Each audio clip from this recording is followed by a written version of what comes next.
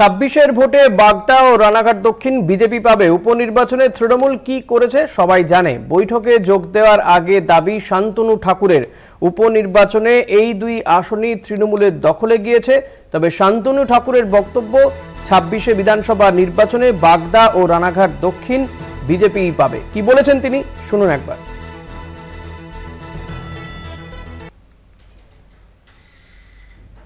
আগামী 26-এর বিধানসভায় বাগদা এবং রানাঘাট দুটোই আমরা পাবো।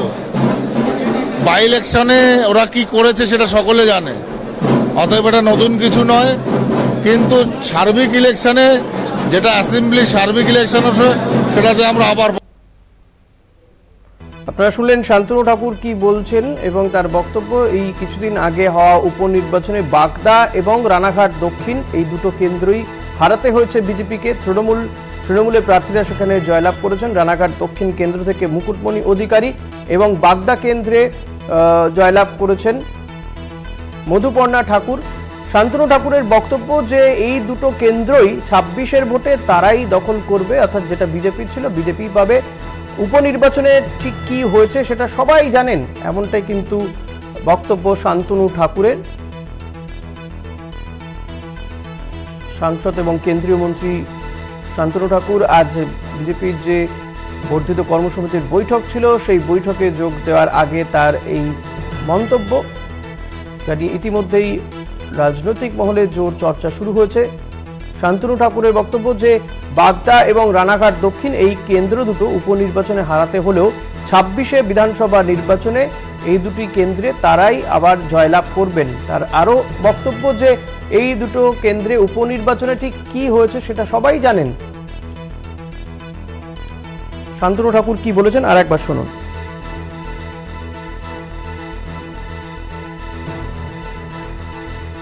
আগামী 26-এর বিধানসভায় বাগদা এবং রানাঘাট দুটোই আমরা পাবো।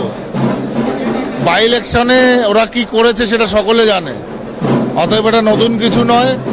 কিন্তু সার্বিক ইলেকশনে, যেটা অ্যাসেম্বলি সার্বিক ইলেকশন আছে, সেটাতে আমরা আবার। আপনারা শুনলেন শান্তনু ঠাকুরের বক্তব্য। কেন্দ্রীয় মন্ত্রী এবং উনগার বিজেপির সাংসদ শান্তনু ঠাকুর, তার বক্তব্য যে 26-এর ভোটে বাগদা এবং রানাঘাট বিজেপি পাবে। রানাঘাট দক্ষিণ অর্থাৎ যে কেন্দ্রে এই উপনির্বাচনে জয়লাভ করেছেন মুকুটমণি অধিকারী তৃণমূল প্রার্থী। এই মুহূর্তে আমরা টেলিফোনে যোগাযোগ করতে পেরেছি তৃণমূল সাংসদ মমতা বালা ঠাকুরের সঙ্গে। মমতাদি, স্বাগত আপনাকে কলকাতা টিভিতে। যে জানতে চাইব যে বিষয়টি, শান্তনু ঠাকুর তিনি বলছেন 26-এর ভোটে বাগদা এবং রানাঘাট দক্ষিণ এই কেন্দ্র দুটো বিজেপি জয়লাভ করবে। উপনির্বাচনে আপনারা কি করেছেন সেটা সবাই জানে, অর্থাৎ কারচুপি, সন্ত্রাস, একাধিক ইঙ্গিত তার। প্রথম কথা বলছি যে তাদের পায়ের তলায় মাটি নেই।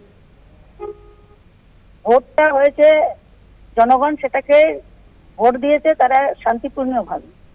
এবং শুভেন্দু অধিকারী এর আগে যে 3টের কথা বললো, বাগদার কথা কিন্তু বলেন যে এখানে কোনো রেগিং এর কথা, এখানে কোনো জায়গায় কোনো সন্ত্রাস, এবারে সেন্ট্রাল ফোর্স ছিল, তাহলে সেখানে আজকে এইভাবে রিগিং করে জেতার মতন মানসিকতা আমাদের নেই।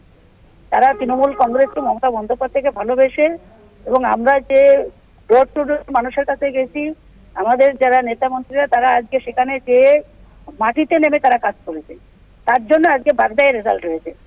26-এ দেখবেন যে কটা আছে ধুয়ে মেসে যাবে, পশ্চিমবাংলার যে কটাও আছে সে কটাও ওরা পাবে না।